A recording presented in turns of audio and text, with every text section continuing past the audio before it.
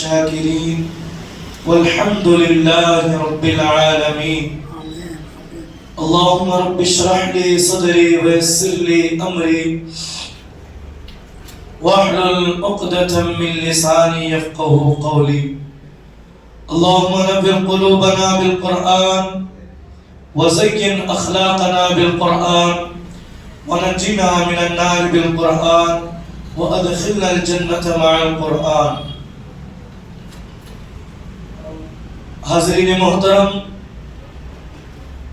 اللہ تبارک و تعالیٰ کا بے پناہ احسان عظیم ہے کہ اللہ تبارک و تعالیٰ نے پھر سے ایک مرتبہ مجھے اور آپ کو جمعہ کریم کی سعادتوں سے بہرور فرمایا، اور اللہ تبارک و تعالیٰ ہم تمام کے مجتمع ہونے کو اپنی بارگاہ میں قبول فرمائے.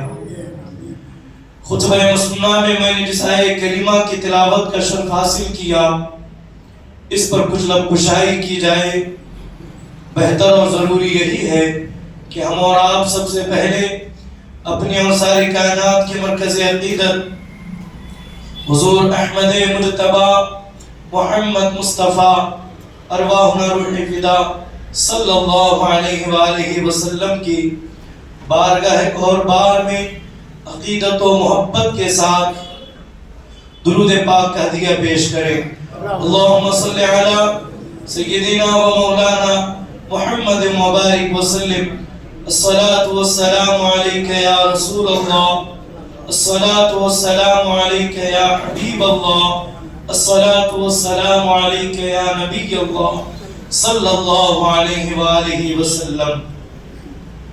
حاضرین گرامی قدر، ہمارے اور آپ کے درمیان اسلام کا ایک عظیم مہینہ، ایک بابرکت مہینہ، عظمتوں والا مہینہ، جس کے لیے حضور علیہ السلام اور مہینوں کے بنسبت زیادہ اہتمام کرتے تھے، عبادتوں کا، صدقہ و خیرات کا، اور اپنی امت کو توبہ و استغفار کی اللہ کے رسول علیہ السلام حکم فرماتے. اس لیے کہ اللہ کے رسول علیہ السلام ماہ رجب المرجب کے آتے ہی اللہ کے حضور کی دعا کرتے، اللہم بارک لنا فی رجب و شعبان وبلغنا رمضان. اے اللہ، ہمارے لیے ماہ رجب میں اور ماہ شعبان المعظم میں برکتیں عطا فرما، اور ایمان اور سلامتی کے ساتھ ہمیں ماہ رمضان نصیب فرما، تاکہ حضور علیہ السلام کے اس فرمان کے مطابق تاکہ ہم اور آپ ماہ رمضان کی برکتوں، رحمتوں، سعادتوں کے تحفے ہم اپنی آخرت کو، ہم اپنے مستقبل کو بہتر سے بہتر بنا سکیں. ہم اپنی زندگی کے اندر ماہ رمضان کی عبادتوں کے ذریعے، ماہ رمضان میں روزوں کے ذریعے، ماہ رمضان میں صبر کے ذریعے ہم دین متین پر استقامت کے ساتھ، تقوی و پرہیزگاری کے ساتھ زندگی گزار سکیں. رفیقان گرامی قدر، ماہ شعبان المعظم کی وہ عظیم الشان شب ہمارے درمیان ان قریب جو ہے وہ آنے والی ہے، جسے ہم اور آپ 15ویں شعبان شب برات کے نام سے جانتے ہیں. اس شب میں اللہ تبارک و تعالی اپنے بندوں پر خصوصی نظر کرم فرماتا ہے، اپنے بندوں کو بے حساب بخشش و مغفرت و نجات کا پروانہ عطا کرتا ہے. آقا کونین صلی اللہ علیہ وآلہ وسلم کی زندگی میرے اور آپ کے سامنے ہے. ہمارے اسلاف اولیاء کاملین کی زندگی ہمارے اور آپ کے سامنے ہے. آپ کو یہ بات معلوم ہے کہ جیسے ہی ماہ رجب اور شعبان کا آغاز ہوتا، اہل اللہ، اللہ والے لوگ جو ہیں وہ اپنے بستروں کو لپیٹ دیتے، وہ بہت کم سویا کرتے، راتوں میں زیادہ عبادت کیا کرتے تھے. وہ ہمیشہ ماہ شعبان کو اور ماہ رجب المرجب کے ایام کو اکثر جو ہیں وہ روزوں کے ساتھ گزارتے. ام المؤمنین حضرت سیدہ عائشہ صدیقہ رضی اللہ تعالی عنہ ارشاد فرماتی ہے کہ اللہ کے رسول علیہ السلام ماہ شعبان کے علاوہ اور کسی مہینے میں کثرت کے ساتھ روزے نہیں رکھا کرتے، یعنی کہ حضور علیہ السلام کی یہ سنت اور یہ عادت کریمہ رہی کہ حضور ماہ شعبان میں کثرت کے ساتھ زیادہ سے زیادہ روزے رکھا کرتے تھے، تاکہ وہ امت کو یہ ترغیب دی جا سکے، یہ تربیت دی جا سکے، وہ بھی ماہ رجب ہی سے روزوں کی عادت بنا لیں اور ماہ رمضان میں بھرپور جو ہے وہ روزوں کے لطف سے وہ بھرپور لطف اندوز ہو اور انہیں تقوی و طہارت کی برکتیں نصیب ہو۔ تو عزیزان محترم، اور اللہ کے رسول علیہ السلام ارشاد فرماتے ہیں، تواتر کے ساتھ یہ حدیث مبارکہ ملتی ہے کہ اللہ کے نبی علیہ السلام نے ارشاد فرمایا کہ 15ویں شعبان کو اللہ تبارک و تعالی اپنے بندوں کا مقدر، ان کا رزق، ان کی زندگی، ان کا مقدر اللہ تبارک و تعالی لکھ دیتا ہے، اور اللہ تبارک و تعالی بندوں کا فیصلہ کر دیتا ہے، اور اسی لیے اس شب کو حکمت والی شب کہا گیا، برکت والی شب کہا گیا۔ جتنے اہم کام ہوتے ہیں، جتنے اہم ذمہ داریاں اللہ تبارک و تعالیٰ کی بارگاہ میں ہیں، اللہ تبارک و تعالیٰ وہ فرشتوں کی ذمے اللہ تبارک و تعالیٰ فرشتوں کی ذمے کر دیتا ہے کہ امسال شب 15ویں شعبان سے لے کر آنے والی 15ویں شعبان تک کون پیدا ہوگا، کون اس دنیا سے رخصت ہوگا، کسے زندگی کے اندر برکتیں ملے گی، کسے نقصان اٹھانا پڑے گا، کس کی زندگی کے اندر کیا ہوگا اور کیا ہونے والا ہے، وہ اسی شب لکھ دیا جاتا ہے۔ تو اسی مناسبت سے میں نے سورہ قلم کی ایک آیے کریمہ کی تلاوت کی۔ اللہ تبارک و تعالی ارشاد فرماتا ہے، نون والقلم وما یسطرون، قسم ہے لکھنے والے قلم کی جس نے اپنے رب کے حکم سے لکھ دیا۔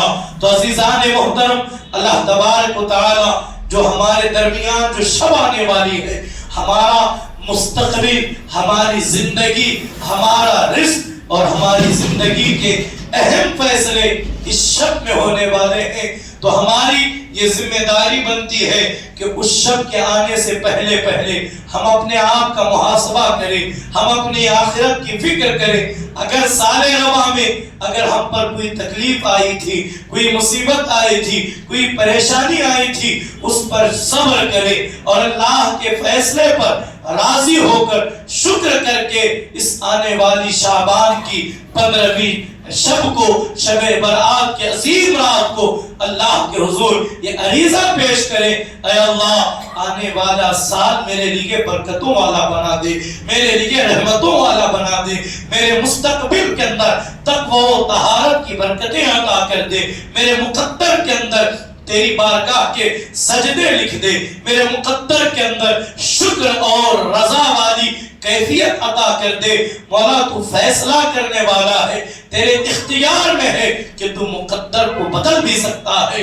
مولا یہ رات جو آنے والی ہے یہ دعاؤں کی شب ہے، یہ اللہ کو منانے کی شب ہے، یہ اللہ کو راضی کرنے کی شب ہے۔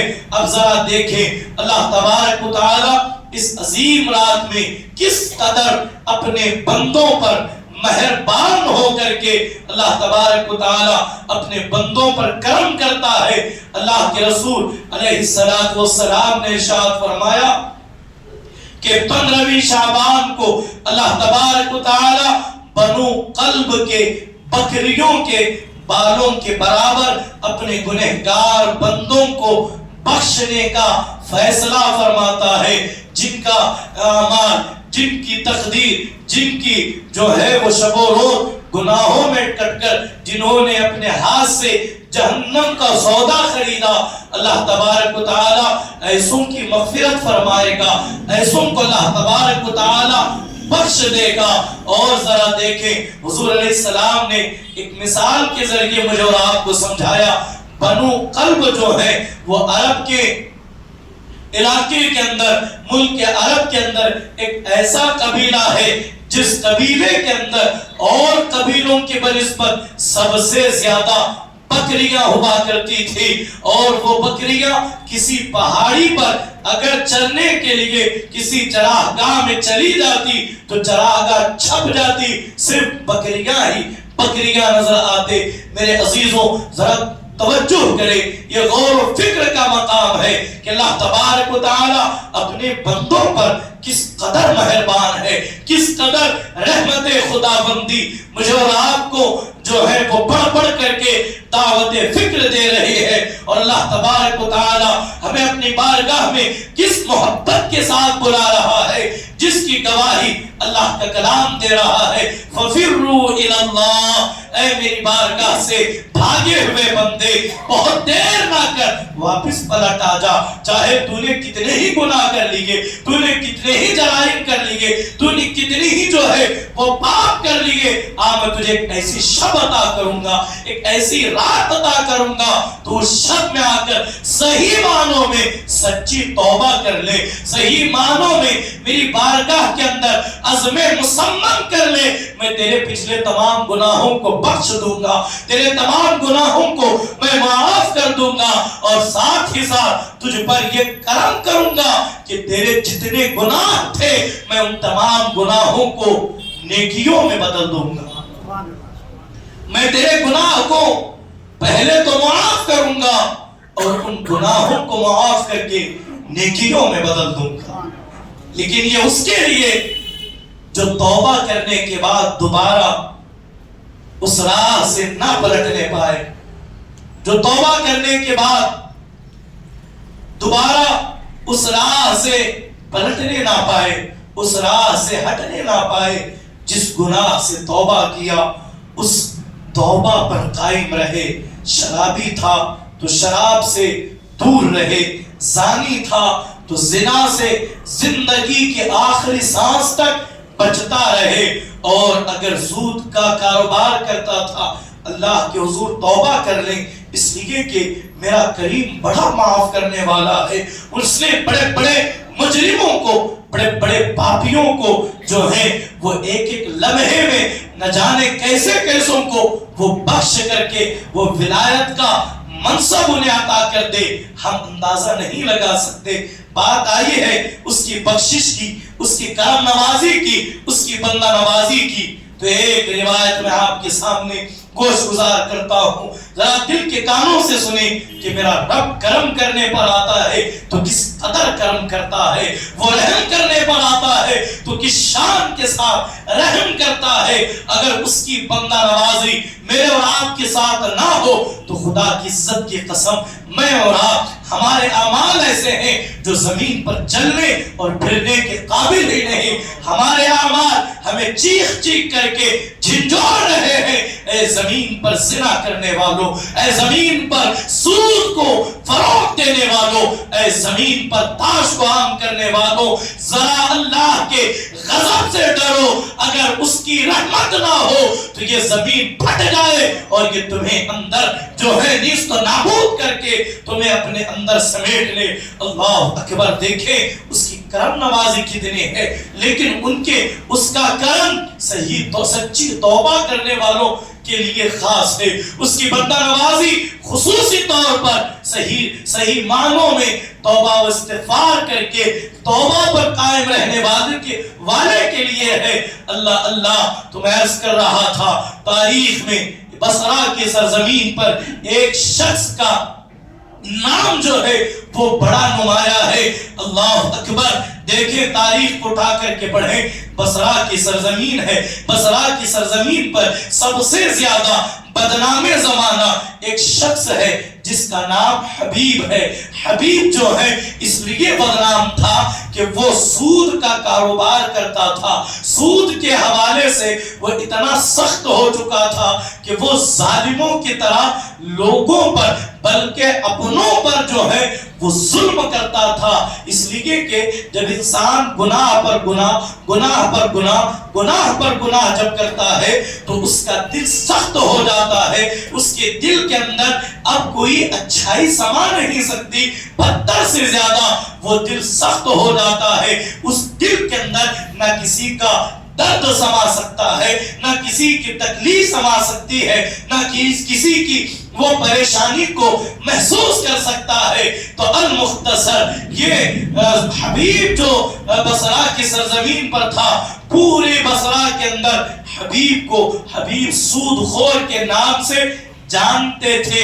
اہل علم کہتے ہیں، علماء کرام فرماتے ہیں کہ ایک دن حبیب اسی اپنے انداز میں روزانہ کے معمول کے مطابق جس کو اس نے سود دیا ہوا ہے وہ جا کر کے ان سے سود وصول کرتا تھا بڑی سختی کے ساتھ۔ ایک دن حبیب جا رہا ہے تو بچے راستے میں کھیل رہے ہیں، تو حبیب کو آتا ہوا دیکھ کر بچوں نے کھیل کو چھوڑ دیا اور ایک دوسرے سے کہنے لگے، اے میرے دوستوں دیکھو وہ حبیب سود خور آ رہا ہے، راستے سے ہٹ جاؤ، کہیں ایسا نہ ہو کہ اس حبیب سود خور کے قدموں سے اٹھنے والی مٹی، ناپاک گرد جو ہے وہ ہمارے کپڑوں پر لگ جائے اور ہم ناپاک نہ ہو جائیں۔ ذرا توجہ کریں، اس زمانے کے لوگوں کا تقویٰ کس بلندی پر تھا۔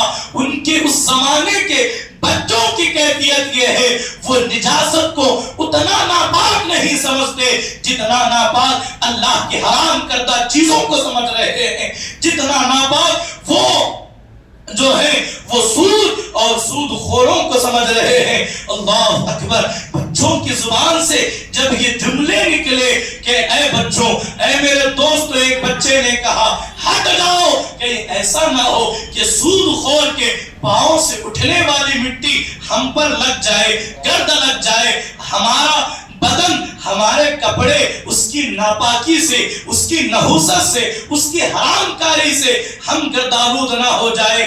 یہ بات جو ہے حبیب کے دل پر وہ تیر کی طرح پیوست ہوئی۔ لیکن ذرا یاد رکھیں، جب دل پتھر سے زیادہ سخت ہو جاتا ہے تو نصیحت کرنے والوں کی نصیحت بھی کام نہیں آتی، درد مندوں کا درد بھی نظر نہیں آتا۔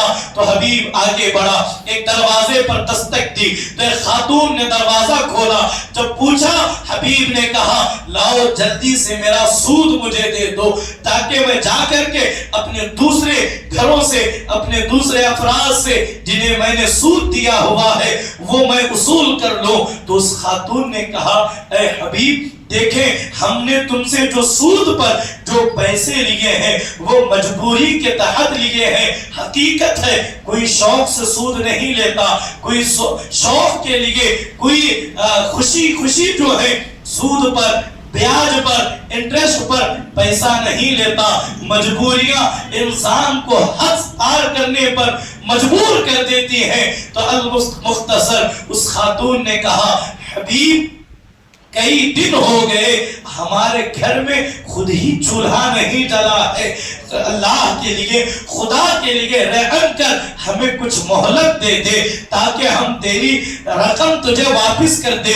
لیکن حبیب نے کہا میں اب تیرے دروازے تک آ گیا ہوں تو خالی ہاتھ نہیں لوٹوں گا، خالی ہاتھ نہیں لوٹوں گا، جب تک اپنا سود واپس نہیں لے لیتا پلٹوں گا نہیں۔ وہ خاتون کہتی ہے میرے بچوں پر رحم کر لے، میرا شوہر تیرے رقم کے انتظام میں لگا ہوا ہے، تو تھوڑی مہلت دے دے، مجھے معاف کریں۔ اگر کسی کو میری بات اگر بری لگے ذرا غور کریں، آج بھی سوسائٹی کے اندر، آج بھی کئی گھر جو ہے ہمارے محلوں کے اندر ہے جو اسی کیفیت سے گزر رہے ہیں، جو اسی صورتحال کا سامنا کر رہے ہیں۔ بہت سارے لوگ یہ کہتے ہوئے نظر آتے ہیں، حضرت اللہ رحم کرے کہ آج ایک شخص نے اپنے ہی دوست کو، اپنے ہی بھائی کو 20,000 جو ہے 10,000 روپے دیے اور ہفتہ وہ جو ہے 2,500 روپے صرف سود لے رہا ہے.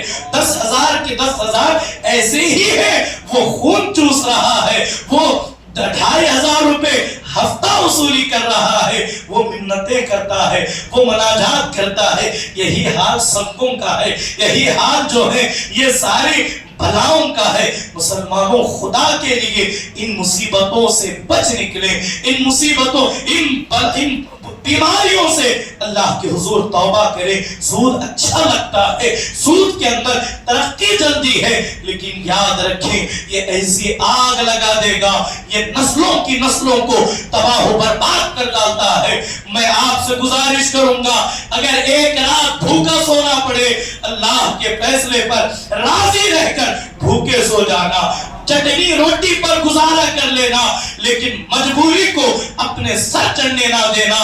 اگر بہت مجبوری ہے تو سود کی طرف نہیں، محنت کرنے کی کوشش کرو. جہاں آپ 4 گھنٹے دن میں محنت کرتے ہیں وہاں 8 سے 10 گھنٹے محنت کرو. خدا کے لیے جو ہے وہ حد سے زیادہ قرض کی طرف، سود کی طرف، بینکوں کی طرف نہ جائیں. اللہ نے جو اللہ تبارک و تعالیٰ کی طرف سے جتنا مل رہا ہے اس پر راضی رہ کر اسی پر اپنی زندگی کو گزاریں. اس لیے کہ بڑے سیانے کہتے ہیں کہ چادر جتنی ہوتی ہے پاؤں اتنے ہی پھیلائے جانے چاہیے. لیکن آپ دیکھیں جتنے لوگ قرض کی وبا بلا کے اندر ڈوبے ہوئے ہیں، اکثریت، ہر ایک کی بھی بات میں نہیں کرتا لیکن اکثریت ایسی ہے، یہاں سے قرض نکالا اسے دیا، اسے دینے کے لیے تیسرے سے لیا، تیسرے کو دینے کے لیے چوتھے سے لیا. یاد رکھیں اگر ایک مرتبہ آپ کے گھر میں، اللہ نہ کرے ہمارے گھروں کے اندر سود کا پیسہ آ گیا، انٹرسٹ پر ہم نے قرضہ لے لیا، وہ وبا مرتے دم تک ختم ہونے والی نہیں ہے. یہ انسان کو اسی طرح کھا جاتی ہے جیسے آگ لکڑی کو کھا جاتی ہے. خدا کے لیے اپنے حال پر رحم کریں، اپنی اولاد کی فکر کریں. تو میں عرض کر رہا تھا اس خاتون نے منتیں کرنا شروع کر دیا، حبیب اللہ کے لیے رحم کر، اللہ کے لیے رحم کر، اللہ کے لیے. وہ صدائیں دیتی رہی لیکن جس کا دل سخت تھا وہ اس کے دل پر کیا بات اثر کرتی. اس نے کہا کچھ چاہے تم جتنی فریادیں کر لو میں سود لیے بغیر نہیں جاؤں گا. یہی حال آج کے سود خوروں کا بھی ہے. وہ کبھی گاڑیاں لے کر کے جاتے ہیں، کبھی دکانوں پر چابیاں لگا دیتے ہیں، کبھی عزت نفس پر حملہ کرتے ہیں. تو خدا کے لیے ان کو بھی چاہیے وہ توبہ کرے، سود کو ترک کرے، اور جو سود لینے والے ہیں ان سے بھی ادب گزارش یہ ہے وہ اپنے حال پر رحم کریں، اپنی اولاد کی فکر کریں، اپنی عزت کی فکر کریں. اس لیے تو کسی نے کہا تھا عزت نفس اب کسی شخص کی محفوظ نہیں، اب تو اپنے ہی نگہبانوں سے ڈر لگتا ہے. کب تک راستے ہم بدلتے پھریں گے؟ کب تک ہم اپنے موبائل کو بند رکھیں گے؟ کب تک چہرہ چھپا کر کے پھریں گے؟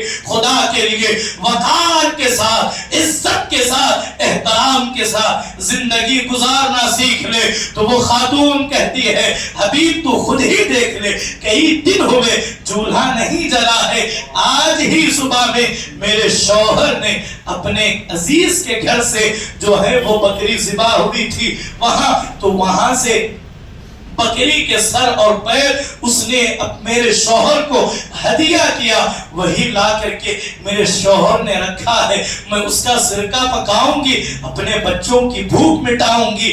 یہ جب اس نے سنا تو حبیب نے کہا تمہارے پاس مال نہیں ہے، وہی سر اور پاؤں جو بکری کی تیرے گھر موجود ہے وہی دے دو، اسی کو میں سود کے طور پر آج کے لیے قبول کر لوں گا. سود کے طور پر اسی کو میں قبول کر لوں گا. اللہ اکبر. اس نے چاہا نہ چاہا اپنی عزت کی خاطر اپنے بچوں کی جان کو داؤ پر لگا کر وہ سر اور پاؤں اس حبیب سود خور کو دے دیے. وہ پلٹا اپنے بھی گھر پر پہنچا، بیوی سے کہا اسے پکاؤ. آج ظاہر سی بات ہے جب سر اور پاؤں، جب پائے کا سالن پکتا ہے تو خوشبو ہر طرف پھیل جاتی ہے۔ جب محلے کے اندر خوشبو پھیلنے لگی تو ایک فقیر تھا، فقیر، اس نے محلے میں باز گشت لگاتے ہوئے وہ حبیب کے دروازے پر اس خوشبو کو سونگھ کر کے اس نے صدا لگائی، کہا حبیب تیرے گھر سے بڑی اچھی خوشبو آ رہی ہے، مجھے بھی اپنے کھانے میں شامل کر لیں۔ تو اس نے، حبیب نے جب یہ سنا تو فقیر کو دھکے مار کر کے اس نے پلٹا دیے۔ تو فقیر نے کہا حبیب کیا اب بھی وقت نہیں آیا؟ کیا تو نے ان کھیلتے ہوئے بچوں کی باتیں نہیں سنی؟ گویا کہ یہ فقیر مانگنے کے لیے نہیں بلکہ اللہ کی طرف راہ ہدایت پر اسے بلانے کے لیے دروازے پر صدا دی۔ حبیب نے لوٹا دیا، لیکن جب اس نے سنا کیا تو نے بچوں کو نہیں دیکھا؟ وہ بچے بھی تجھ سے نفرت کرتے ہیں، وہ بچے بھی تجھ سے دور بھاگتے ہیں۔ یہ بات بڑی اثر کر گئی، لیکن اب بھی وقت نہیں آیا۔ دسترخوان بچھا، جیسے ہی دسترخوان پر ہانڈی برتن لا کر کے رکھے گئے، جیسے ہی حبیب نے برتن کو ہٹایا، وہ برتن جس کے اندر پائے کا سالن بنا ہوا تھا وہ قدرت خدا بندی سے خون میں تبدیل ہو چکا ہے، خون میں تبدیل ہو چکا ہے۔ جیسے ہی اپنے دسترخوان پر بدلنے والے کھانے کو جب حبیب نے دیکھا تو اس کی چیخیں نکل گئی۔ تو بیوی نے جب اندر سے یہ معاملہ منظر دیکھا تو کہا حبیب کیا اب بھی وقت نہیں آیا کہ تو لوٹ آ جائے، تو پلٹ جائے؟ فوراً حبیب اٹھا ہے اور اٹھ کر کے بصرہ کی جامع مسجد میں وہ پہنچا جہاں حضرت سیدنا امام حسن بصری خلیفہ مولا کائنات، جانشین مولا کائنات خطاب کر رہے ہیں، لوگوں کو خطاب کر رہے ہیں اور کہہ رہے ہیں لوگوں توبہ کر لو، اللہ معاف کر دے گا، لوگوں توبہ کر لو، اللہ بخش دے گا، لوگوں توبہ کر لو، چاہے تم نے کتنے ہی بڑے جرم کر لیے ہو، لوگوں اللہ کو منا لو، اللہ کو منانا بہت آسان ہے۔ آج میں یہ وعدہ کرتا ہوں، آج اگر حبیب سود خور بھی اگر توبہ کر لے گا اللہ اسے بھی درگزر کرے گا۔ یہ جملے حسن بصری کے زبان سے نکلنے تھے محفل کو چیرتے ہوئے، وہی حبیب سود خور ہے۔ حضرت امام حسن بصری کے قدموں میں گر پڑا اور کہا آپ گواہ رہے میں توبہ کرتا ہوں، آپ گواہ رہے میں توبہ کرتا ہوں، آپ گواہ رہے میں توبہ کرتا ہوں۔ امام حسن بصری نے کہا بابا تو کون ہے، تو ہے کون جو آخر اس قدر رو رہا ہے؟ تو اس حبیب نے کہا آپ نے ابھی جس کا نام لیا ہے میں وہی بدبخت ہوں، میں وہی سود خور ہوں جس کے جو پورے بصرہ کے اندر بدنام ہے۔ اللہ اکبر۔ امام حسن بصری کے ہاتھوں پر جب اس نے توبہ کی اللہ تبارک و تعالی نے اس کی توبہ قبول کر لی اور اسے وہ منصب عطا کیا، اسے وہ مقام عطا کیا کہ اللہ اکبر ابھی حبیب پلٹا ہے امام حسن بصری کی بارگاہ سے، وہی راستہ ہے، وہی بچے وہاں کھیل رہے ہیں، ان کی زبان سے حبیب کو دیکھ کر کے یہ جملے نکلتے ہیں اللہ کے ولی کے لیے راستہ چھوڑ دو، اللہ کے ولی کے لیے راستہ چھوڑ دو، کہیں ایسا نہ ہو ہمارے قدموں کی مٹی اڑ کر کے اللہ کے ولی کے دامن کو گردآلود کر دے۔ خدا کی قسم جب انہوں نے توبہ کیا تو اللہ نے وہ مقام عطا فرمایا۔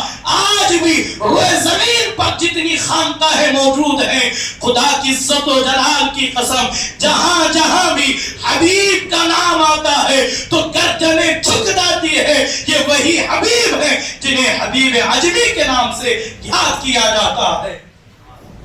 توبہ کرنے والوں کے لیے اللہ کی بارگاہ سے انعام ہے، گناہ کرنے والوں کے لیے دھتکار ہے۔ تو آج جو شب ہمارے درمیان شب برات کی آنے والی ہے اس کے اندر جن لوگوں کی بخشش نہیں ہوتی ان میں جو سر فہرست افراد ہیں ماں باپ کی نافرمانی کرنے والے، شرابی، شراب پینے والے، سود کھانے والے، جادو ٹونا کرانے والے، یہ خصوصی طور پر یہ افراد ہیں، اور یہ بیماری، یہ بلا ہر محلے کے اندر، ہر گلی کے اندر بڑی تیزی کے ساتھ آتی جا رہی ہے. کیونکہ ماہ رمضان ہمارے درمیان آ رہا ہے. یہ راتیں صرف جاگنے کے لیے نہیں بلکہ اپنے رب کو منانے اور توبہ و استغفار کرنے کی ہے. میں نوجوانوں کی توجہ چاہوں گا، دو باتیں میں آپ کی گوش گزار کروں گا.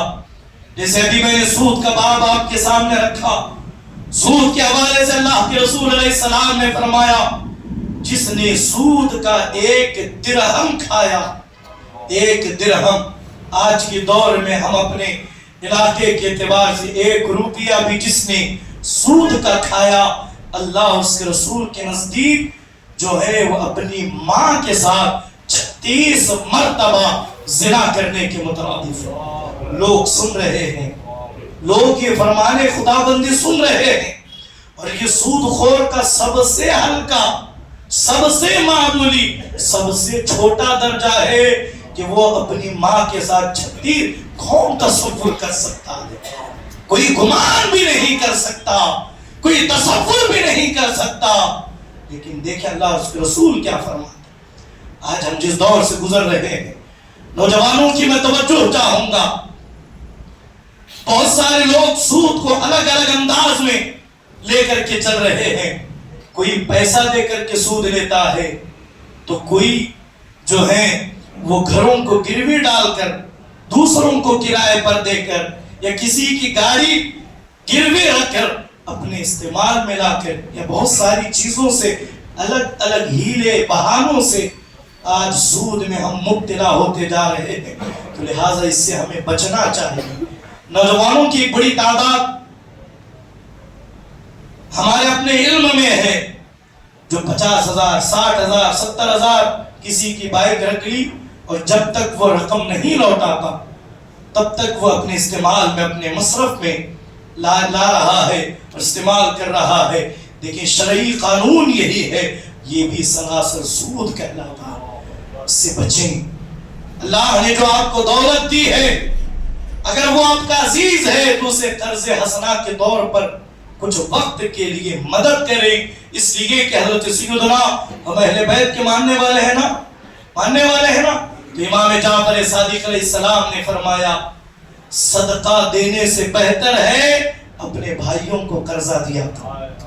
بے سود قرضہ دو، صدقہ دینے پر تمہیں جتنا ثواب ملے گا، اللہ تبارک و تعالی کسی کی مجبوری کے وقت قرض دینے والے کو 70 گنا زیادہ ثواب عطا فرمائے. اس کی خزانوں میں کمی نہیں ہے. لیکن جو قرضہ لے رہا ہے اسے بھی پوری ذمہ داری کے ساتھ یہ چاہیے، ایمانداری کے ساتھ، کہ جس نے ہماری مجبوری میں، ہمارے برے وقت میں جس نے ساتھ دیا، وہ دینے والا ہماری وجہ سے کنگال بھی نہ ہونے پائے. یہاں ہماری چپلیں، قرض لینے والے قرض لیتے ہیں، لوٹانے کے لیے چپلیں گھس جاتی ہیں، کوئی نام و نشان نہیں. لہذا اس سے بچا جائے. اللہ کے رسول علیہ السلام نے فرمایا 15ویں شعبان اتنی عظیم شب ہے کہ اللہ تبارک و تعالی اس میں بنو قلب کی بکریوں کے بالوں کے برابر اپنے بندوں کو بخشتا ہے. تو ہم اس سے پہلے توبہ کریں.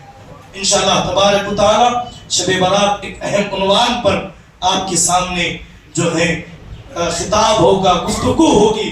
میں آپ سب سے گزارش کروں گا، انجمن اسلام کی پوری ٹیم اور پورے دھارواڑ کے جتنے متولیان کرام، ہماری اپنی جماعت آپ تمام سے یہ گزارش کرتی ہے کہ جو حالات ہمارے سامنے ہیں، اور خصوصاً شب معراج کے واقعے میں، شب معراج کی شب جو حادثہ رونما ہوا، یقیناً وہ سب کے دلوں کو دہلانے کے لیے کافی ہے، وہ ہمارے لیے عبرت ہے.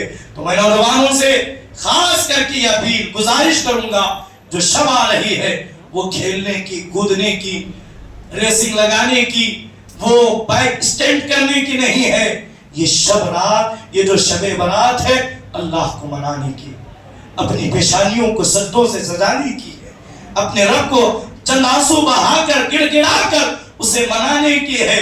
ہم کیوں نہ گڑ گڑائیں؟ کون سی مصیبت ہے، وہ کون سی بیماری ہے، وہ کون سی بلا ہے جو ہمارے اندر نہیں ہے. اگر ہم اللہ کو نہیں منائیں گے, اللہ سے مانگیں گے نہیں, تو حالات اور بد سے بدتر ہوتے ہوئے جائیں گے. میں نوجوانوں سے اور خاص کر کے ہم تمام جتنے میرے بڑے ہیں ان سے گزارش کروں گا, آپ اپنے بچوں کو اگر شب برات میں آپ مسجد آ رہے ہیں, پوری ذمہ داری کے ساتھ بچوں کو ساتھ لے کر کے آئے اور بچوں کو ساتھ لے کر کے جائیں. آزاد نہ چھوڑ دے. جتنی دیر ہو سکتا ہے مسجد میں رہے, عبادت کرے. جب دل جو ہے پرسکون ہو جائے, دل نہ لگے, تو پھر سیدھے گھر جا کر, یا قبرستان کا اہتمام ہوتا ہے, قبرستان سے واپس گھر آئے. خدا کے لیے اپنے والدین کی آزمائش کا, ان کے امتحان کا سبب نہ بن. مجھے امید ہے نوجوان اسے محسوس کریں گے, اور جو سن رہے ہیں وہ ان نوجوانوں تک بھی یہ درد دل سنائیں گے جو یہاں حاضر نہیں ہے. آپ اپنے, اگر آپ کے 10 دوست ہیں, 10 آوارہ ہیں, آپ نیک ہیں, تو یہ ذمہ داری آپ کے سر ہے کہ آپ ان 10 کو مسجد میں لے کر بیٹھے. اس لیے کہ اللہ کا کلام کہتا ہے, یا ویلتا لیتنی لم اتخذ فلانا خلیلا, کاش کہ میں فلاں کو دوست نہ بنایا ہوتا تو آج یہ دن نہ دیکھتا. اور اگر کسی کا اچھا دوست مل جائے تو گویا کہ وہ صراط مستقیم کے چلنے کے لیے آسانی مل جاتی ہے, وہ جنتی دوست بن جاتے ہیں. تو اپنے دوستوں کا خیال کریں, اپنے بھائیوں کا خیال کریں, اپنے بیٹوں کا, آپ کے نواسے, پوتے, بھتیجے, جو بھی نوجوان ہیں ان سب کا خیال کریں. حفاظت کے ساتھ مسجد آئے, قبرستان جائیں, پھر واپس سیدھا اپنے گھروں کو جا کر آرام کریں. کوشش کریں اگلے دن کا روزہ رکھیں. یہ چند معروضہ اللہ کریم کے حضور دعا گو ہوں. مولا تبارک و تعالی ہم تمام کے کہنے